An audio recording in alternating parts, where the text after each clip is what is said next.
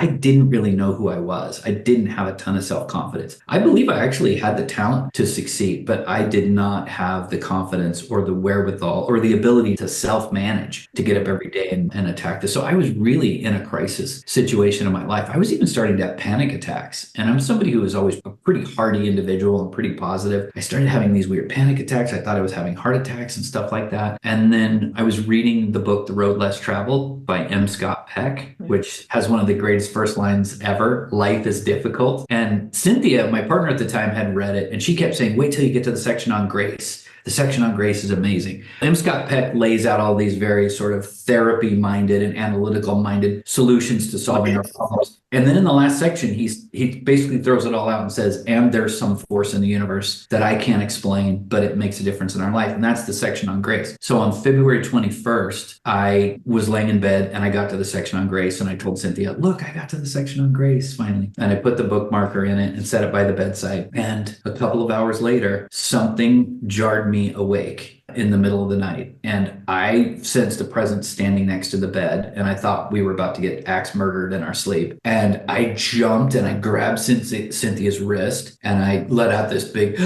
and then the thing came into focus. And what I saw was not an axe murderer, but it was a being made out of light. It was a female being made out of pure light. I referred to her later as an angel. I'll say at the time, I wasn't thinking this as an angel. It's just, I have to squeeze it into whatever words and paradigm you have when you come back from that kind of experience. But in the moment, it was just complete overwhelm. And my fear immediately turned to the deepest sense of calm that I've ever felt in my life before or since. And she came up over the top of my bed. She had her hands out and literally came up about probably 1.5 feet away from my face, hovering right over the top of me, and had her hands extended. And I was really hyper focused on her face. I could see all the detail in her face, especially her smile. I was really focused on her smile. She had this little knowing smile. I heard the expression later, the smile of Buddha, and it made me think of that smile that she had. It was just this all-knowing, motherly, nurturing, it's everything is going to be okay kind of a smile. Because here I was so panicked about my life and freaked out about my life. And she did have a thing over the top of her head. I know this probably sounds crazy, but she had this disc thing that came out over the top of her head. And I guess it was like a halo, but it wasn't thin like the halo in Elizabethan paintings. It was thick. It was like 2 or 3 inches thick. And it came out from her back and came over her head.